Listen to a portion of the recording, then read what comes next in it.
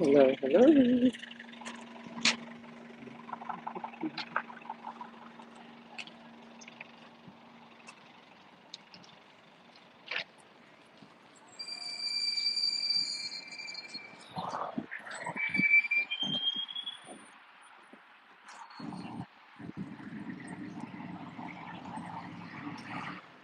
Right.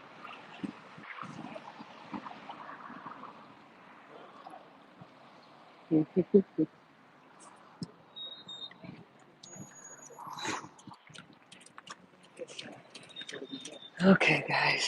So I am here walking up to the police station. They have some wrestling going on. Hold up.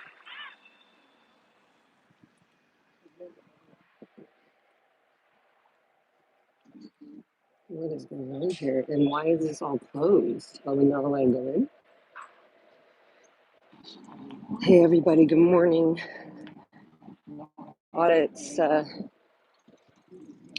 elevator or something by her metro. I'm going to see what this is. So we didn't sign the petition, endorse the petition, we're here to demand jail Killer Cop, justice for Keith Porter. Thank you very much. Jeremiah Gordon of the Black Workers Center.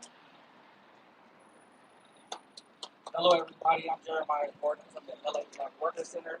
I'm the organizing manager of the Black Workers Center. Hey, guys, let me know if you can hear her. I'm going to have to pull it out. Who was murdered at the hands of law enforcement. We know far too often that black workers in LA are the first to be fired and the last to be hired. And we're here to support not only black workers but black people in LA, to continue to support our brothers and sisters and siblings who fall victim to state-sanctioned violence and law enforcement. I'm going to turn off the Bluetooth. Let me know if you guys can hear. Uplifted and heard, and that's why we're here to support this petition. Quick cosign from Comic Con of South LA Police Spying. Here, hold on. Every day in this country. Hey guys, let me know if you can hear me right now. I turned off the Bluetooth. That's happening all over the United States. So what happened to Keith Porter is a policing operation. Yes, it is ICE, but it is a part of the whole global national law enforcement network. So we've got to keep it very clear. These, the building behind us, are the biggest exporters of violence. They are the ones who have trained all of these murderers in the field. So we got to keep on fighting on all fronts. We are very in solidarity with the family of Keith Porter and everybody else who was murdered, tortured, disappeared, and incarcerated in the Porter prison. Thank you. We're going to have do a quick roll call, and then we have just one more speaker before the family. So roll call of other organizations. David Turner, Dr. David Turner, $1 Million Hoods. ACE is in the house. UTLA is in the house. Who else we got? SEIU is in the house. National Lawyers Guild is in the house. Color of Change is in the house. Yeah, she's going to be the last speaker. Central says, don't forget. Boycott Home Depot is in the house. Church Without Walls is in the house. Homies Unidos is in the house. And we're going to bring up our last solidarity speaker, White People for Black Lives, who's going to offer just brief remarks before the family of Keith Porter, because we got to go in and make public comment. Okay, guys, I'm going to go sign up for public comment. That's awesome. I have to go sign up or I'm not going to get, and I'm going to try to sign if she makes it. If not, I'll do mine, but okay. Hi, Audit. Oh, I just hi.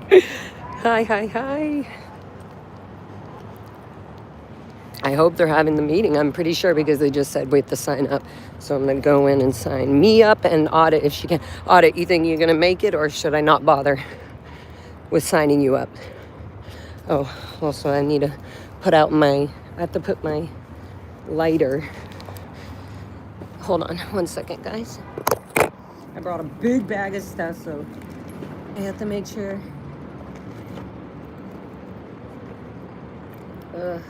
Got my USBs. got random things.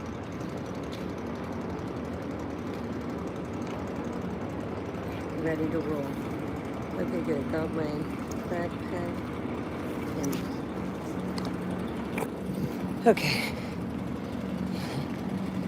Morning. He did. Hopefully he doesn't take my lighter. I just put it in the plant. Okay. Ooh, doo.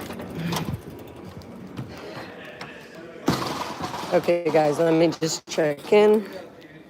Good morning. This big baggie. Do they also not let you have lighters here? Like, do you guys take out the lighters? Right. Sorry. I had to hide my cat was like, I don't think you can bring the lighters. Now me.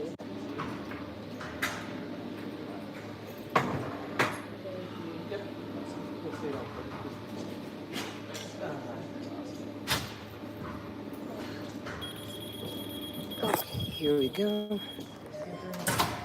Sticker, thank you. All right, I got the Good morning. Hey. Good morning. Little LeBron.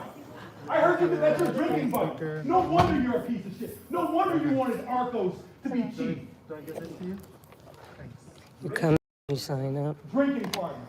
Lara Guy on the FM. commission hangs out with the biggest dirtbags in the What's LA. today, 27? Including LeBron. I was looking at some of his text messages Streets is between here. LeBron and Hurtado, where they're talking about having sex in women's asses.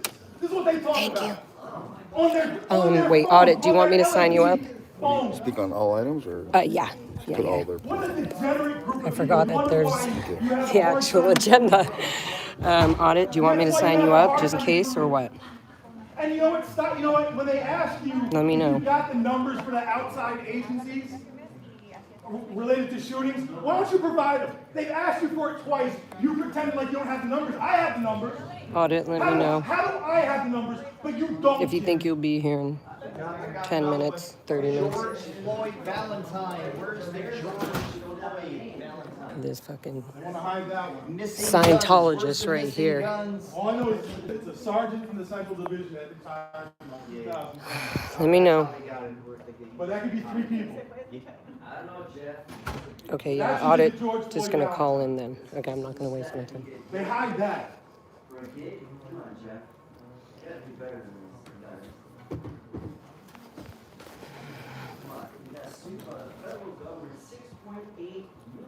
This is your first warning.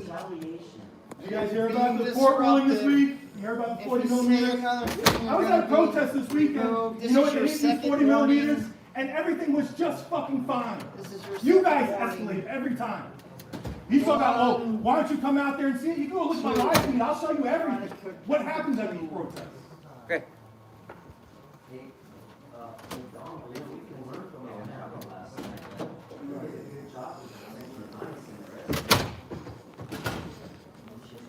Why do you lie at City Hall about protesters shitting and pissing on L. Ron Hubbard Way? That's you and fucking Scott. Piece of shit. You're a fucking liar. Just because Streets called you out, you're gonna fucking go and suck Scientology's fucking ass? You need attention. And you are mad because he called you out on it. And you go and lie to the city? Fucking grow up. There's people's lives that have been fucking killed because of Scientology. So you go, you do your fucking courses so you can go fucking handle your own mind, dude. Dead. People have died. Children have died. And you think it's funny to go fucking lie at City Hall. You're gonna be on the fucking record. Fucking loser. Good morning. He's a punk. I sit there and just. He started courses. Good morning, Good. everyone. Fucking He can't get. stupid ass. Look at you. Who's not crying now? Jandal Sibley, Madam Secretary, Inspector General Matthew Barragan, Mr. City Attorney Carlos Zelaya. Yep, called him out. I don't give a fuck. Right there. Today is Tuesday, January 27th, 2026. It is 9:30 in the morning. This is a regular Fucking meeting liar. of the Los Angeles Board of Fucking Police whiny little Commissioners. bitch. Madam Secretary, please call the roll. Please let the record reflect that. All these people shitting on Lara. You're such a fucking liar. Lara are present, and we have a quorum, Madam President. Thank you. We welcome everyone attending this morning. All public comment will be heard during item 2 on the agenda. Members of the public will have 1 minute per item agenda for a maximum of 2 minutes total. At the request of the speaker will be given 1 additional minute for general public comment for a maximum of 3 minutes total. Members of the public, if you choose to participate in the public comment portion of the agenda, you may. You can participate in this meeting in a number of ways outlined on the agenda. Members of the public who participate in public comment are reminded that they can speak on any item on the agenda or a matter within the jurisdiction of the Board of Police Commissioners. Public comment is your opportunity to address the board, so you are free to express your opinion on matters before the board and to generally express when you disagree with other opinions expressed. However, directing your comments to other individuals who have spoken or attacking others who have expressed their opinions shall be deemed off topic, and your public comment period will be concluded. Messages for those attending in person.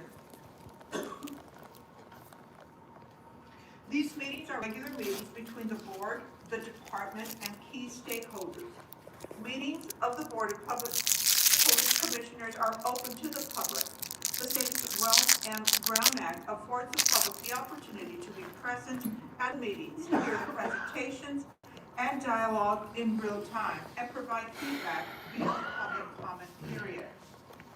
During these meetings, there is a need for the board to carry out the public business expeditiously without delays or disruptions. Members of the audience shall not engage in any conduct which causes an actual disruption of the meeting. For those attending in person, you are reminded that disruptive behavior will be cause for removal. If you disrupt this meeting, you will be provided only 1 warning to cease disruptive behavior. If you fail to cease such behavior, you will be removed from the meeting. All attendees must be seated. Failure to follow this rule will result in a warning or a removal from the meeting. Before we move on to item number 1, I would like to welcome our newest commissioner, Dr. Daniel Tabor, to the board. Dr. Tabor has a lifetime of community and civic work, and we are lucky to have him here with us. Dr. Tabor, would you like to say a few words? Thank you very much. Look forward to this opportunity to serve in the city of Los Angeles, the city that I grew up in. My mother was born in and called home once again since 2014, moving back to Los Angeles from Inglewood. This is an exciting opportunity for me, but more importantly, it's an honor to have confidence in their this Karen Bass appointment to the commission of the board to work with all of you here and the public and serving in the best public interest. Thank you, Dr. Tabor. We look forward to working with you as well.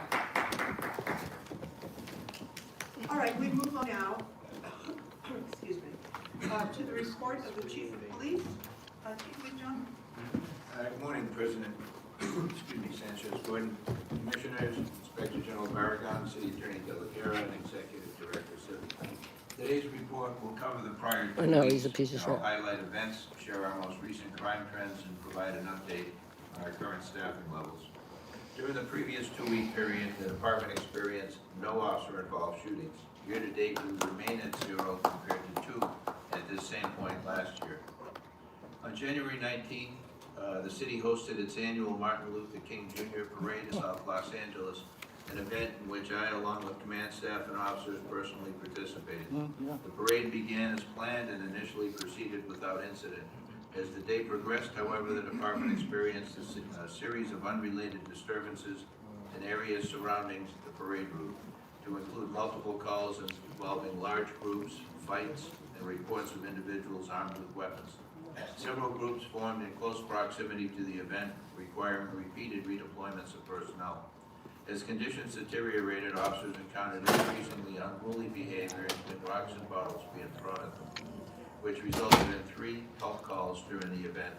One individual was taken into custody after attempting to enter a CHP vehicle, and additional arrests were made for assault with a deadly weapon on peace officers.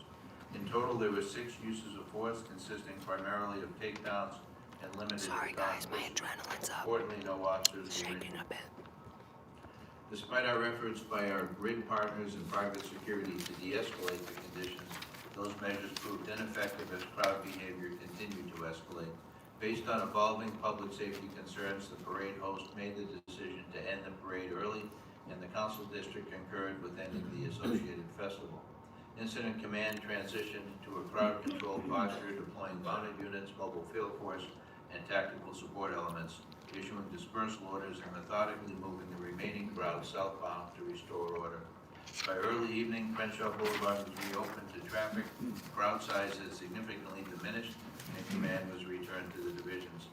While this was a community event intended to honor the legacy of Dr. Martin Luther King Jr., its conclusion demonstrates the challenges we continue to face with spontaneous crowd dynamics, even during events rooted in peace, unity, and community. On January 15th, the department was notified that U.S. District Court Judge Consuelo Marshall granted a contempt motion against the City of Los Angeles. As part of that ruling, the court prohibited the LAPD from using the 40mm less lethal launcher for crowd control purposes. In response, the department immediately advised all personnel that the 40mm less lethal launcher shall not be used for crowd management. Chief of Police notice was promptly drafted and distributed department-wide, directing that the launcher not be included in operational plans for demonstrations or crowd control, and that personnel shall not deploy, carry, display, or discharge the launcher during crowd management operations. Personnel remain permitted to carry the launcher in their vehicle for enforcement activities unrelated to crowd control. Since the court's injunction, the department has managed multiple demonstrations throughout the city. On Sunday, January 18th, we prepared for a large permitted demonstration entitled Solidarity with the People of Iran, which drew approximately 6,000 participants and remained peaceful throughout the day. A secondary demonstration related to ICE also occurred and remained peaceful. There were no arrests, no crime reports, no injuries, and no use of force associated with either of these events. This past weekend, the city again experienced multiple demonstrations across several locations. And while the majority of these gatherings remained peaceful and without incident, as evening approached on Saturday, January 24th, demonstrators at the Federal Detention Center engaged in acts of vandalism, including damage to the security booth windows. A dispersal order was issued and individuals were cleared from the area. There were no arrests at the time, no uses of force, and no injuries. Follow-up investigations are underway to identify those responsible for vandalism. On Sunday, January 25th, additional demonstrations related to ICE operations were identified throughout the city. These events remain peaceful, and again, no reported issues. We continue to closely monitor developments occurring in Minnesota and assess any potential impacts to Los Angeles while maintaining readiness to ensure public safety and support lawful First Amendment activity. On January 21st, we appeared before City Council to discuss funding solutions that would allow the department to continue hiring through the remainder of the fiscal year. The department was initially authorized by the city to hire 240 officers for fiscal year 2025 and 26, all of whom were hired between June and December of 2025. In December, the city authorized up to an additional 40 officers for the January academy class, with the understanding that the department would return to council if funding could be identified to support further hiring. Through identified cost savings within our existing budget, we subsequently received authorization to hire an additional 130 officers through June of 2026. This increased our total authorized hiring from 240 to 410 officers for the fiscal year. While concerns remain regarding long-term funding to sustain salaries for these additional positions, this expanded hiring authority represents progress as we work to strengthen staffing levels in preparation for hosting major international events in the coming years. Although we're projected to lose approximately 553 officers to attrition this fiscal year, hiring 410 officers significantly improves our staffing outlook compared to the original authorization. I'd like to provide a brief overview of the departments involved in the arrest of Ryan Wedding. Since July of 2023, the Los Angeles Police Department's Gang and Narcotics Division, working through the Violent Transnational Organized Crime Task Force, has been investigating the Wedding drug trafficking organization. The primary target of this investigation was Ryan Wedding, a former Canadian Olympian who became the leader of an extremely violent global drug trafficking enterprise. The organization was responsible for moving approximately 60 tons of cocaine annually from Mexico into the Los Angeles area, with further distribution throughout the United States and Canada. During the course of the investigation, the task force seized approximately 2,300 kilograms of cocaine, 44 kilograms of methamphetamine, and 44 kilograms of fentanyl, as well as more than $4 million in cryptocurrency, 8 firearms, including assault rifles. Additional cryptocurrency and physical assets continue to be identified and seized as the investigation progresses. In October of 2024, Wedding was federally indicted on charges related to narcotic trafficking and murder. Following the indictment, he evaded capture and was believed to be hiding in Mexico. From October 2024 through January 2026, extensive investigative efforts were taken to locate and apprehend him, including the seizure of high-value assets such as the Mercedes vehicle and high-end racing motorcycles with a combined estimated value of approximately $55 million or $50 million. On January 23rd, Wedding was arrested and extradited from Mexico City to Los Angeles. The elevator didn't work for The investigation remains ongoing with a continued focus on identifying all homicide victims connected to the Wedding organization. This work is being conducted jointly with our federal and international law enforcement partners, including the Federal Bureau of Investigation, the Drug Enforcement Administration, U.S. Customs and Border Protection, and the Royal Canadian Mounted Police. As of today's crime data is based on offense counts through January 24th of this year. Overall, we're seeing continued progress in reducing crime citywide.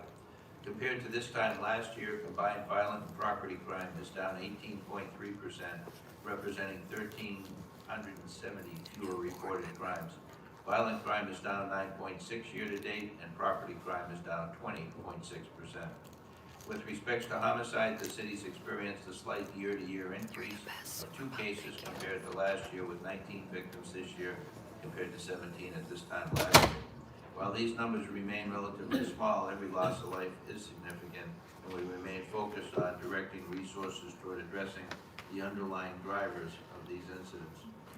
Victims shot citywide remain down year-to-date compared to last year, with 56 victims this year compared to 58 at the same point in 2025. One area, Southeast Division, experienced multiple victims shot during a single incident, which drove the increase for that week. These incidents are being closely monitored, and appropriate investigative and enforcement resources are in place. Aggravated assaults are down 3.7% year-to-date. Robberies also continue to trend downward citywide, with a 19% reduction year-to-date. Burglaries remain down 23.6% year-to-date, with both residential and non-residential burglaries showing significant decreases. Motor vehicle theft continues to show some of the strongest reductions, down 27.2% year-to-date, which equates to 392 fewer reported crimes. We continue to evaluate crime trends and patterns on a weekly basis and are focusing our enforcement efforts on targeted and data-driven strategies to sustain these reductions and improve public safety across the city. As of January 26th, our sworn personnel count is at 8,707. Our civilian professional staffing stands at 2,502, and we have 339 reserve officers. That concludes my report to the Commission at this point, Madam President. Thank you, Chief, for that report. And I'm glad that you were able to report on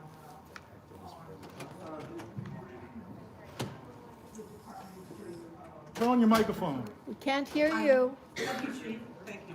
Thank you, Chief, for your report. I'm happy to hear that You are on top of the court's injunction and what the department how the department has reacted to that court ruling. We're going to hear from some of our commissioners today. We'll start with Commissioner Shields. Any questions, any comments? Yes, thank you, and welcome, Commissioner Tabor. Look forward to working with you on this commission. Thank you, Chief, for the report. With regards to Judge Marshall's order, and it's good that the notice went out to all law enforcement and we took immediate action. And it sounds like we have had multiple demonstrations since that ruling. What are the alternatives that the department is using, and how has the order impacted operations? Yeah, thank you. We did have several demonstrations since that order came out. They have been primarily peaceful, thankfully. We have had some where use of force was very minimal. The 40mm launcher is a target-specific tool for us to be able to use both on a day-to-day operational presence with somebody with an edged weapon, for example, a stick, a pole, a pipe, to be able to get standoff distance and to be able to avoid escalating to a deadly force scenario. In a crowd management, crowd control situation, they're deployed for those that are aggressive or combative and assaultive toward officers or other in the environment. So it is one less tool we have in our toolbox to be able to deal with officers or others being assaulted in an effort to be able to avoid escalating further. We do have other tools that we use. We're still able to use the 37mm, which is a skip round that are fired. 5 projectiles come out, foam, soft foam rubber. And then we also have, we're looking at pepper ball, we're looking at other options to be able to use. We have the FN-303. So we have some alternatives, but certainly the absence of the 40mm we feel is detrimental to our ability to be able to do the job as well as it can be done. It's a tool we would seek to get restored. And in terms of the officers, have they been, folks who previously relied on the 40mm, they also are Relied on the 40. the alternatives so that they other options. So gross, the way they talk. They are it's a work in progress. We're still looking, doing research and development on other tools that are out there.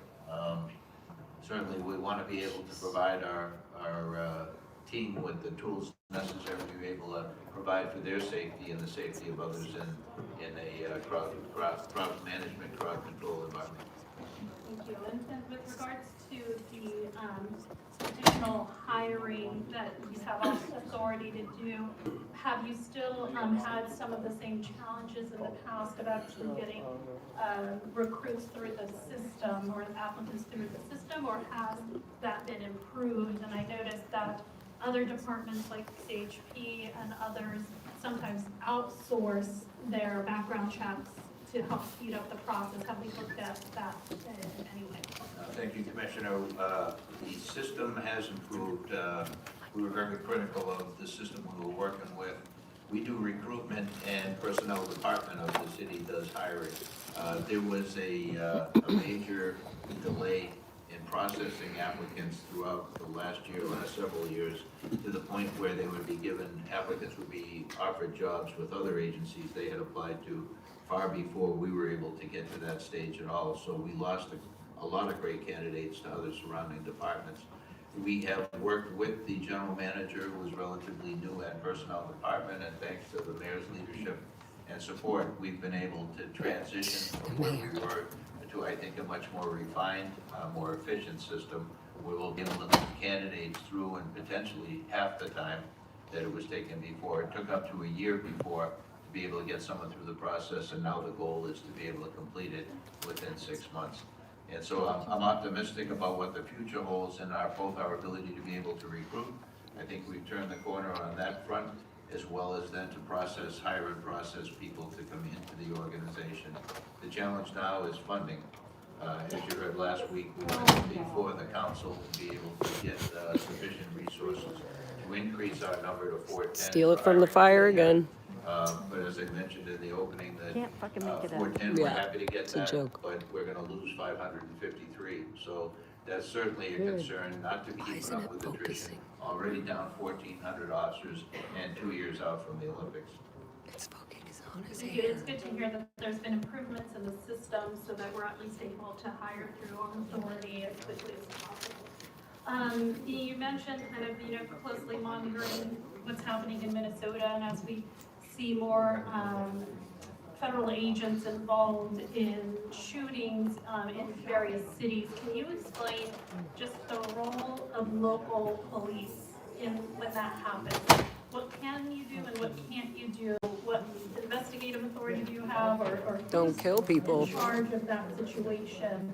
And, is there an opportunity to make sure, like, the state AG's office is informed of it in case they need to come in and, try to insert themselves? And I just want to understand what the role of local, state, and federal officers are when there is one of those shootings. Mm-hmm.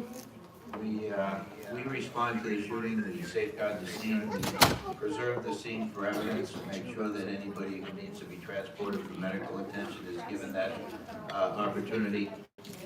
Once the investigation and the scene is set up, we move into the investigative phase. We would work with our partners from other agencies.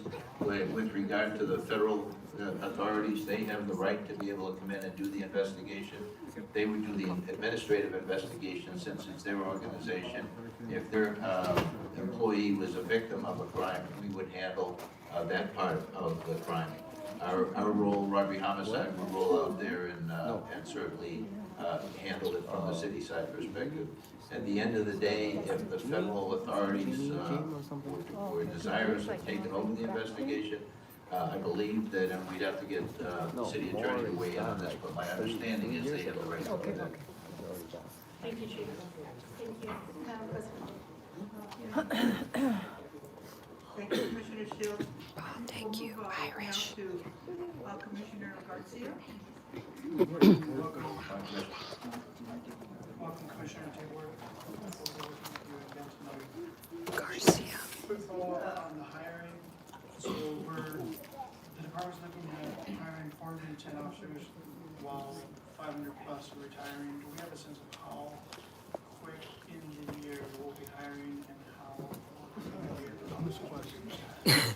How quick we'll be hiring. Sorry, we didn't catch the last part. when do we foresee the retirement? So Okay.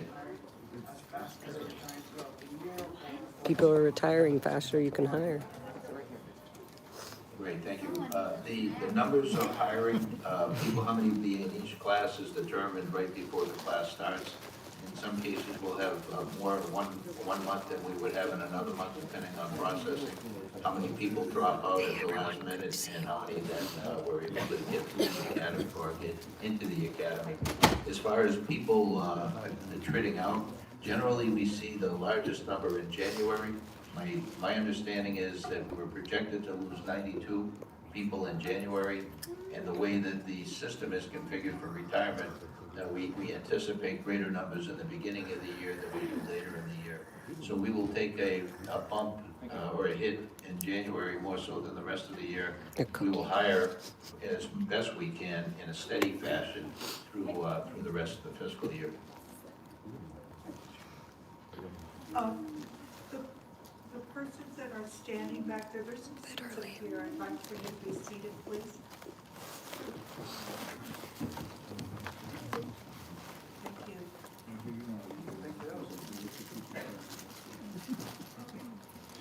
Thank you, Commissioner Garcia. Commissioner Scobin, questions, comments? Good morning. Chief, I'm glad to hear that we're actively working to identify alternative tools that will replace the 40 millimeter. When a single agitator threatens peaceful protesters, citizens, or officers, while the larger crowd remains non-violent, you mentioned it's not for crowd control. Question, if you have any insight, do you foresee this loss of the 40 millimeter leading to another permanent legislative restriction?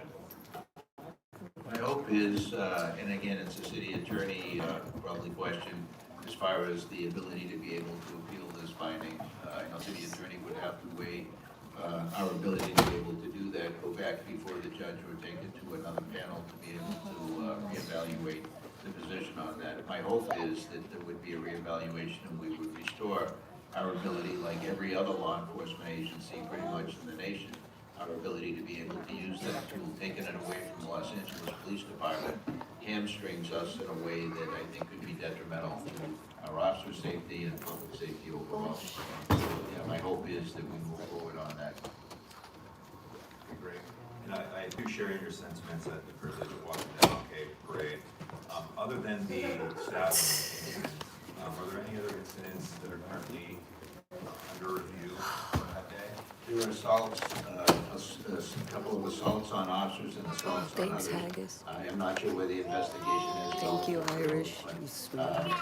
incident reports were taken where appropriate, then follow-up would be done by Southwest detectives. Thank you. Thank you, Commissioner. Dr. Chambers, do you have any questions, any comments for the chief? No. Just follow-up questions on the lethal process. Since we're in the legal profession, what is then the next step in the training of officers using other less lethal? Thank you, yeah. Yeah, we have ongoing training. We have a cadre of Metropolitan Division officers who provide crowd management, crowd control training, which includes the deployment of less lethal munitions. So that's an ongoing process. Our folks that are trained up in not only the 40, but other alternative use as well. And other people who are about to go through that training. The moratorium on the 40 would certainly be addressed in that, as well as alternative. Then one final question, just to follow on to the efforts in response to the activities that occurred during the parade. Has there been or will there be some communication, evaluation with both the sponsors and promoters of the festival and then other community groups so that there can be some pre-planning for next year's parade? Activities that would prevent it can be. Gotcha.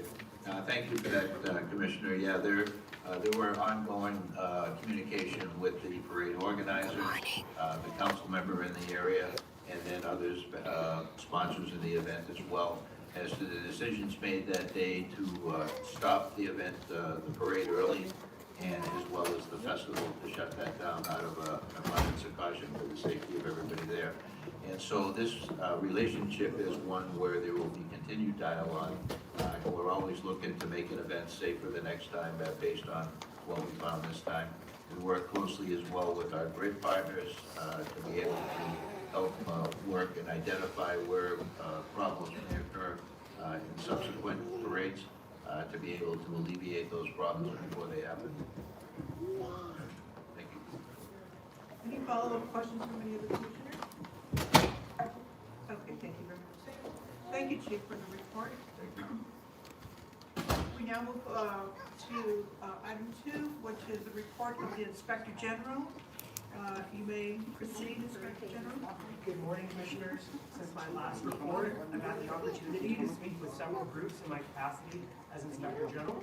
I attended meetings of the Rampart and Hollenbeck Area Community Policing Advisory Boards, where I discussed the role and responsibilities of the Office of the Inspector General. I also addressed committee members at a meeting of the Personnel and Budget Subcommittee of the Los Angeles City Charter Commission. My comments focused on how the OIG continues to provide the Commission with information and analysis regarding the conduct and performance of the Los Angeles Police Department, and how we engage with community members regarding their concerns and expectations for civilian oversight. My office continues to participate in the department's monthly tactics training review committee meetings and other relevant monthly group meetings.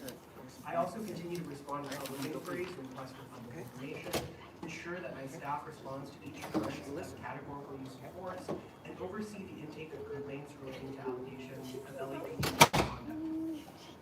OIG staff would continue to respond to use of force incidents to monitor and oversee the department's investigations from the outset. Staff also meet regularly with detectives to discuss cases throughout the course of these investigations. The OIG's use of force, complaint, and audit sections continue to receive updates from the department's internal ICE protest task force. The Force Investigation Division has completed investigations into 4 uses of force during the protests that were determined to meet the department's categorical use of force criteria. The OIG will begin reviewing the investigations as cases move through the department's internal administrative review process. The OIG has observed and participated in several department trainings, including firearms and canine training. These efforts are part of the office's ongoing commitment to maintaining a thorough understanding of the department's training standards and curriculum, and to ensure the OIG's work reflects the current standards and practices. The use of force section has also been attending and observing various intermediate use of force trainings and recruit instruction as part of the broader project examining the department's training, policies, and procedures related to de-escalation and intermediate force options. The goal of this effort is to produce a public report on our findings within the next few months. I also look forward to my office's presentation today of the OIG annual audit plan for 2026. Well, she printed it and put them all together. I printed it, but this is the same Finally, that I'm gonna, I taped them. that the OIG is available to receive complaints or commendations regarding employees of the Los Angeles Police Department. Contact may be provided by email, oigcomplaint@lap.online, by phone, 213-893-6400. It has all the different front This groups. concludes my report. Thank you, Inspector General, for your report. We encourage you to continue your investigation and your audits, and we look forward to receiving that public report soon, possibly in the next month or two. Do any of the commissioners have any questions for the Inspector General? No. Okay. Then we move on to public comment. First up, we have Miriam Antonio.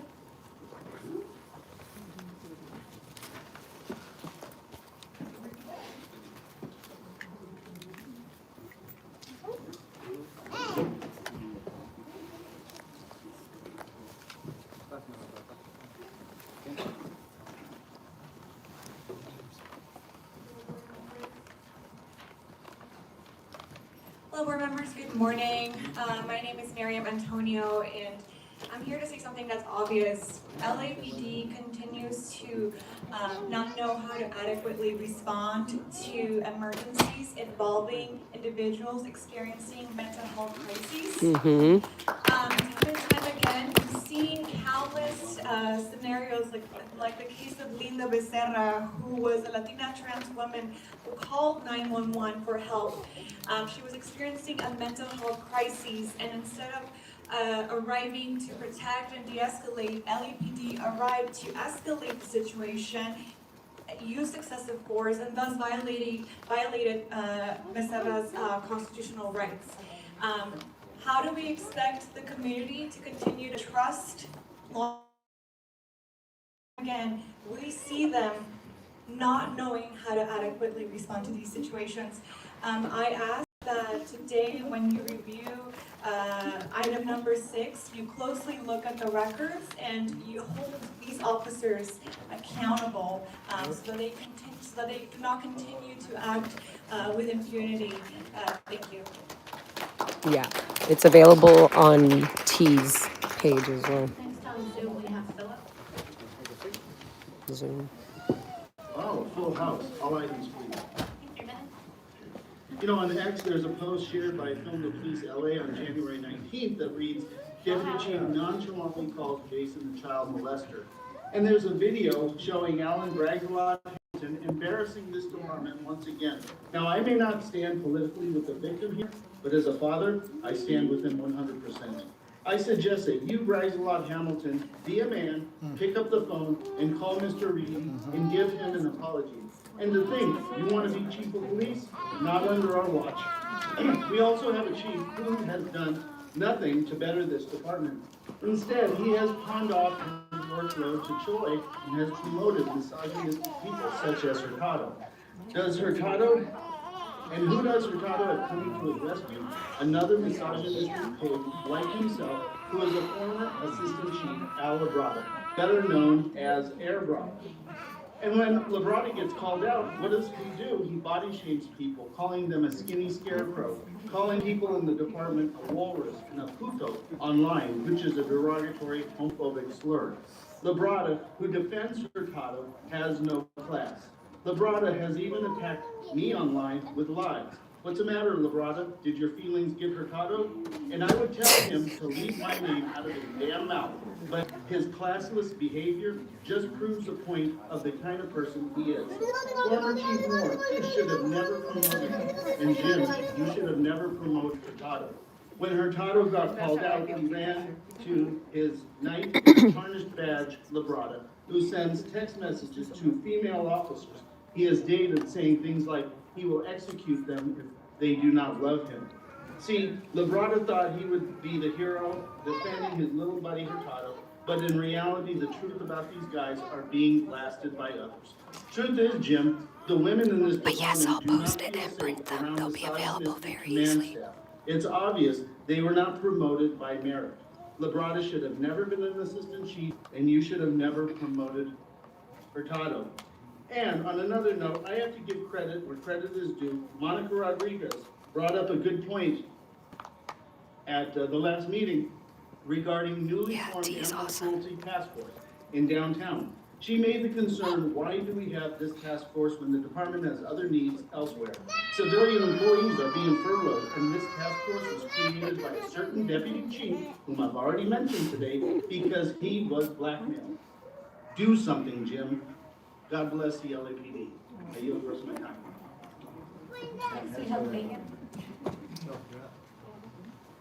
Damn, first one. Get it.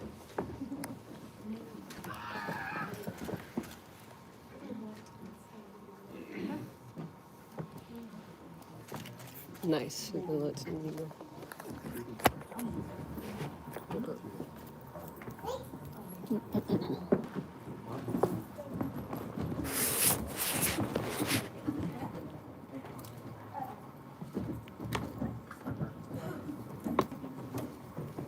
Back again, another week.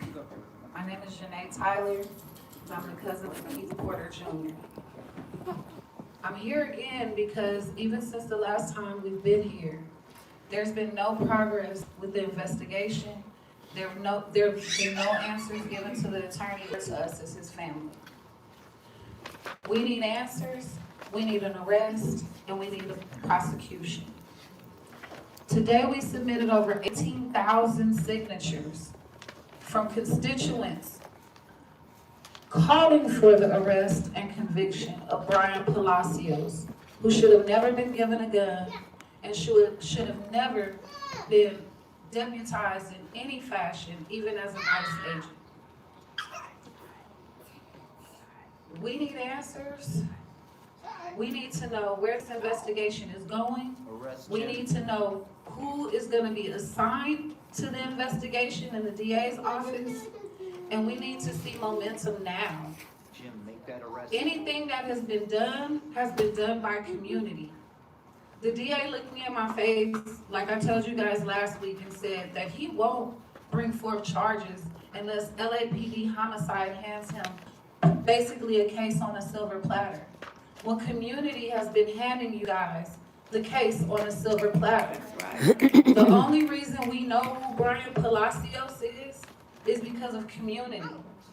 The only reason we know what really happened that night, regardless of the lack of video, is because of community. Because of people that actually did witness and are scared for their lives because they have no faith in this justice system or in this Trump regime.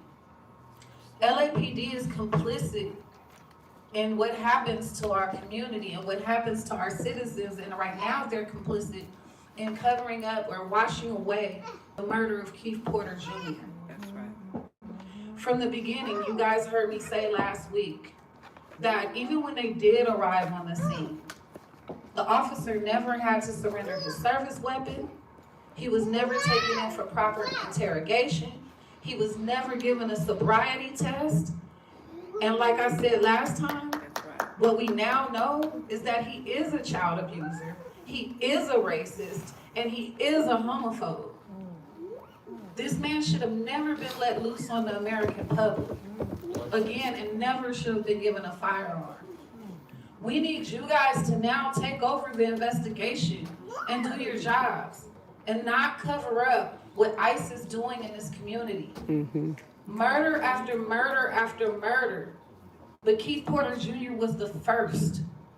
And now it's almost like it's war against the American people, against black and brown folks, or anybody that doesn't fall into the normal stereotype. They should not be given immunity. They should be prosecuted the same as anyone else that violates the law. My cousin, at the very least, should have been given a citation and a court date. At the most, he would have been facing charges of discharging a firearm in a celebratory fashion in public. But instead, he's no longer on this earth. I should have never had to bury him on Friday. His mother should not be so grief-stricken that she can't come before you guys and speak. This is a lie. But I'm not gonna stop fighting for my cousin. I'm sorry. I'm missing work again to be here because this is more important. I don't know how many times as the family we have to come to you guys and say, somebody please do your jobs. Mayor Bass has finally mentioned his name, but there's been no pressure. So I'm here to apply pressure on you guys to please. And I'm saying please because I was raised right. There are so many other things going through my mind right now that I could say. But I implore you, push on this. Make the arrest, file the charges. We need justice for Keith Porter Jr. As you see, he was the first, and he's not gonna be the last. We have 5, 6 more murders that have happened since then. That's right.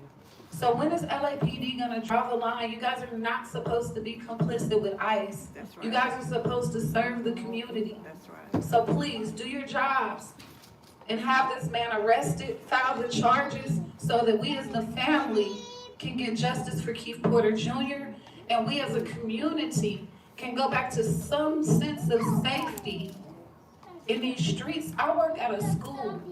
I have families that are legal U.S. citizens that are scared to come to parent meetings just because they're brown, just because they're black. I've now been instructed to have all of my classes online for the protection and safety of our families. That should not be happening in Los Angeles County. That should not be happening in LA Unified. But the brunt and the weight of shifting this is on you guys' shoulders. Thank you. Keith Porter. Keith Porter. Keith Porter. Secretary, we have Debbie on Zoom. Somebody on Zoom. Hello, can you hear me? Yep. Yes, what items would you like to speak on? I wanted to speak on the murder of Lina Moran. Yes. To speak on the murder of my sister. Yes. My name is Damiana Grano. I'm a trans woman who was born and raised in Pacoima. Officer Jacob Sanchez murdered Linda. What agenda item? The murder of my sister, yeah, that agenda. Whose job it is to protect and serve. Her distress could have easily been met by providing Linda with compassionate care, but it seemed more convenient to Officer Jacob Sanchez to just shoot her. Officer Jacob Sanchez's disregard for Linda's life was demonstrated in his words and demeanor as soon as he encountered Linda in that hotel room. He seemed irritated and inconvenienced that he had to deal with a transsexual woman in distress.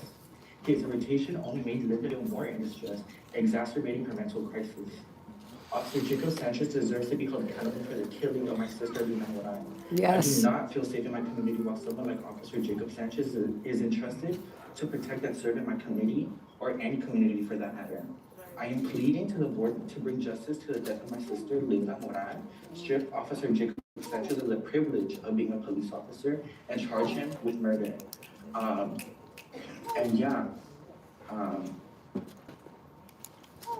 I just hope that the board has some integrity when dealing with the situation. There's no justice that can be brought because she can't be brought to life anymore. But I would really appreciate some integrity in the situation and hold the murderer accountable. Thank you. Yes.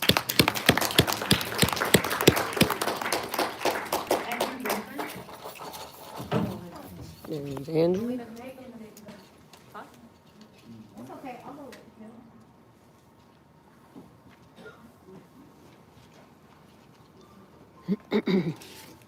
So yeah, you guys can. So the chief's report should be limited to a maximum of 3 minutes at every meeting. If we get 3 minutes, he should get 3 minutes. He shouldn't be permitted to speak for 15 minutes. Today was only 10 at least. That's, I guess, at least an improvement over last time I was here. But again, he always just rambles on for 10, 15 minutes, stuff that does not need to be said in the report. And it's all lies.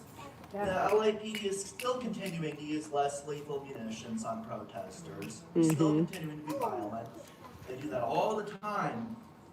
You know, there was another, we already talked about the murder of Keith Porter, but there was another murder on New Year's Eve. The murder of, looks like Lawrence Gonzalez, was shot by LAPD, and you still haven't identified which officer shot him. When is that going to happen?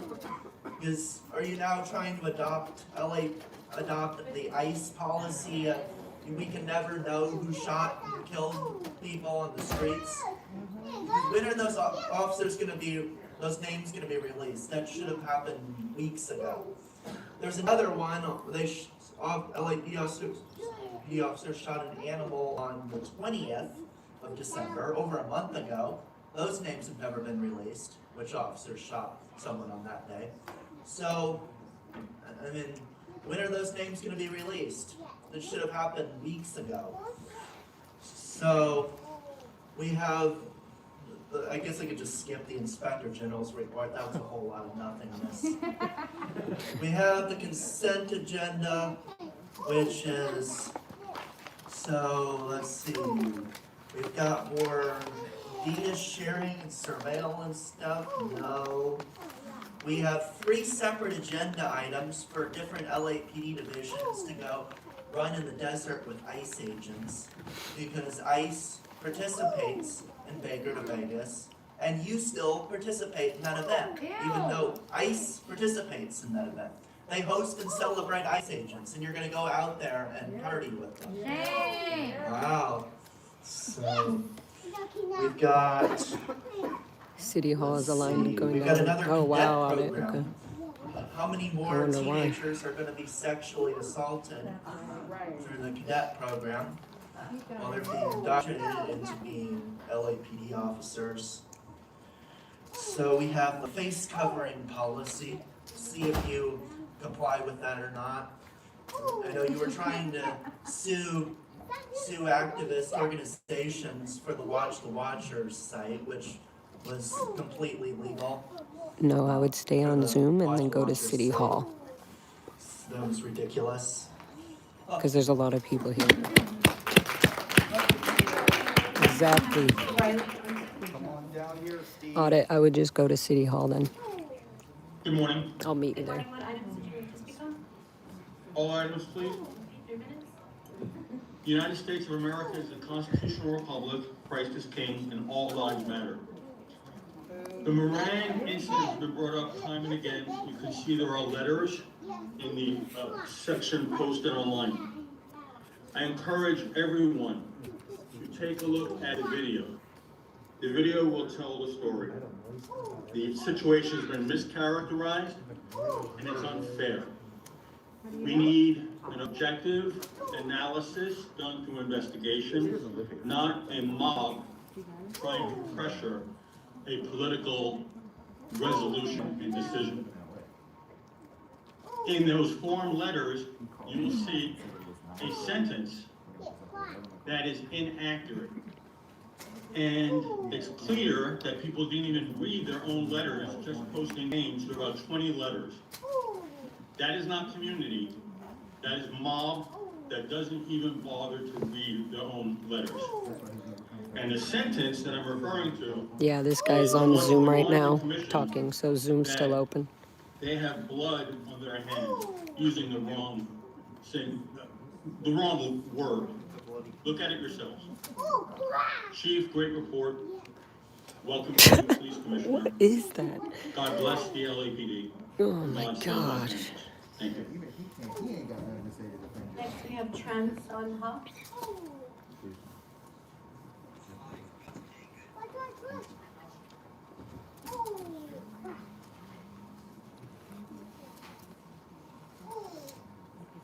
Please vote for me. This guy. Good morning, everybody. Thank you, Chip. Thank you, LAPD headquarters. For what? For your support me. And we fight They don't better support for you. America. We fight better for all human rights around the world. And you know, I am a poor man in my English not very well. So I came here, I doing the job to protect America, protect the worldwide human rights. It's kind of very terrible. But I truly call both parties, and Democrats and Republicans. Please, all of you must support me, and we will, do the best job for all American people, protect the country, and as I know, on this world, I am a very special person. Oh, dang. Do you want to try to get in on it? And I have my story different with everybody in America. It's around the world. If you support me, transcend her, and the whole world changing. Change is better for all of us. So remember that. Put my name on your fight. We fight for America, and I guarantee all of you, we will change better for all of us. You don't come here, fight with this everybody. But thank you for the LAPD. We use the LAPD and change the world. We will do it. If you support me, and we will do it. And put my name on the top. Like I said, it's in the LAPD headquarters. It's not in Los Angeles. It's around the USA. Yeah, he means. It's all police department. They know me. They know me. It's better, and I'm safety for all American people, the military, and veteran, and everybody have support me. It's like I said, all American people have to support me for this fight. We together fight for America. God bless America. Thank you. So remember me. Thank you very much. Thank you, Chip. Next we have Lara Ramirez. Fucking piece of shit. Literal piece of shit. Good morning. Good morning. First, I heard one of the chiefs report that the LAPD are no longer allowed to use the projectile anymore. That brings me a huge concern. He's a fucking Nazi, dude. LAPD already have very You like tools aggression. Beverly Hill compared to Because he can't do it himself. He wants to watch the LAPD do it. LAPD already have so little. And then right now, the judge take away another valuable tool.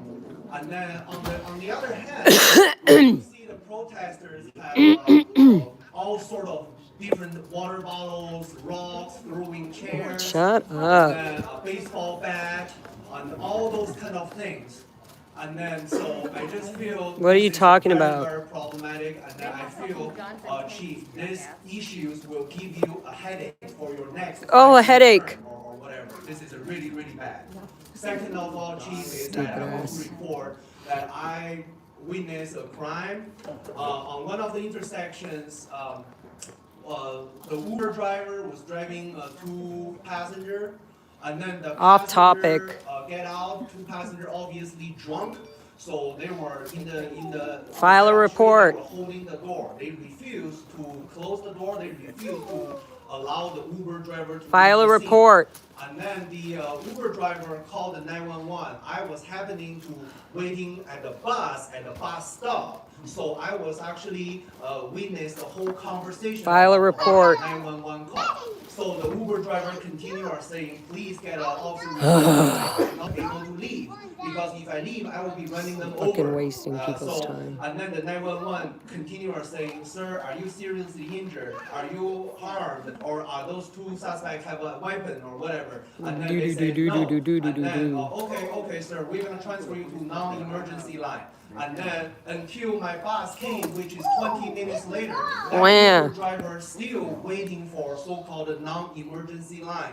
And then, Chief, I find that won't very get kicked out. problematic. Why? Because we do not know what's in the backpack of that two suspects who refused to allow the Uber driver to know. So what happens if they take out a gun, a pistol, some sort of a semi-automatic? We never know. But just because on the visual evaluation of the Uber driver saying, I cannot see any weapon, so there's no weapon, I assume there's no weapon, and then the 911 operator just assumed there's no violence, so no officer. File a report. Non-emergency. I feel that is very, very, very bad. Your feelings. So it's really concerning in the future. I feel this. Next time, what happens if another person who's seeing you have no weapon, and then while waiting for the non-emergency, someone pull off a machete on a low. So call a Scientologist. Call your friends to protect you. That's it, Karen. Bye. Bye. Your time's up. Go call your auditing Scientologist. Good job. Fucking stupid piece of shit. Adrian Gonzalez. Big Amy Scientology. He just left. He's a liar. There you go.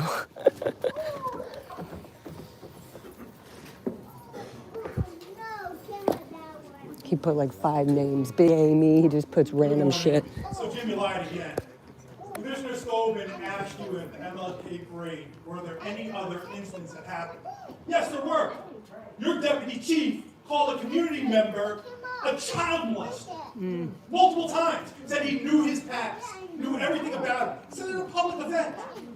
Those are the types of things, those allegations can get somebody fucking killed. Yep. And he thought it was funny. You're aware of it, but of course, you do nothing about it.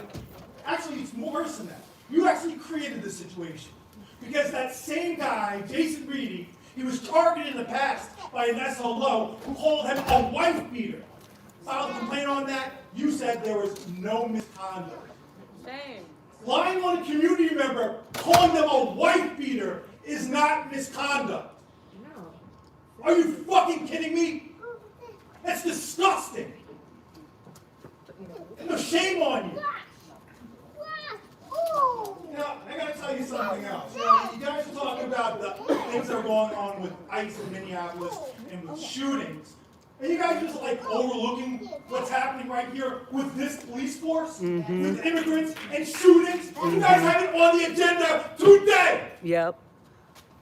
With Linda McCara, when she called you asking for help, she said she was being trafficked, that she was being raped. When the cops got there, she said she was bleeding out of her anus.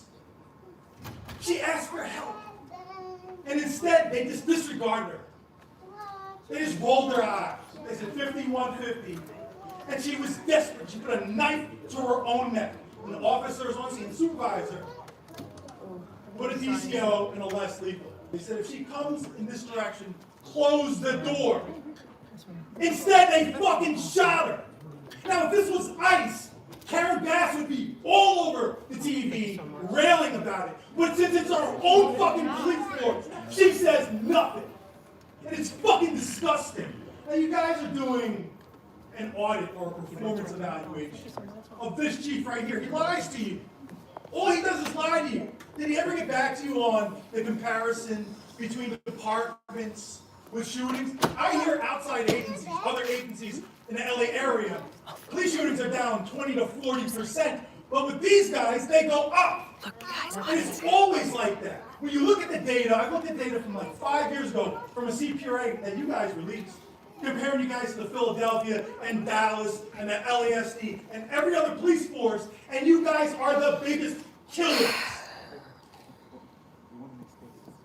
So why don't we, Teresa, you're always talking about ICE, you never talk about the LAPD, they're doing the same fucking thing. Why don't you do your fucking job for once, Teresa? You're the head of the LAPD, speak out against it. Yes. Yep.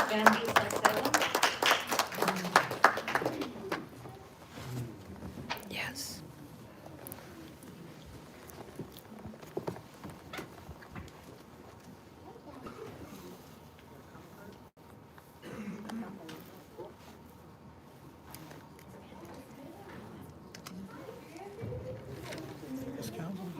That council meeting? City Hall is completely packed. The line going all around the hall. Good morning, and thank you so much for the opportunity to be here and community. I want to specifically talk about the life of Linda Becerra Moran. Yes. Who was brutally murdered by one of your officers. An officer that you've protected for a year now, with no consequences. Meanwhile, the family and the community that was supporting Linda. Guys, is Audit live? I know that you have a call session today. If she's live, I'm going to end my stream. Stated. And I'm here to really ask you to really do the right thing. Thank you, Freya. To bring justice to Linda. Because what it is in the video, and what we know that happened, it was a brutal murder against someone who was dear to us. Someone who was not even 30 years old. Someone who wanted to do better, but she was caught up on the craziness of this city. And she was not protected by LAPD when she asked for help. Instead, she was murdered. The officer could use something to de-escalate the situation. Yet, the officer drew his gun and shot her point blank. That is murder. And that person needs to be accountable. The department needs to compensate in some ways the loss of our sister.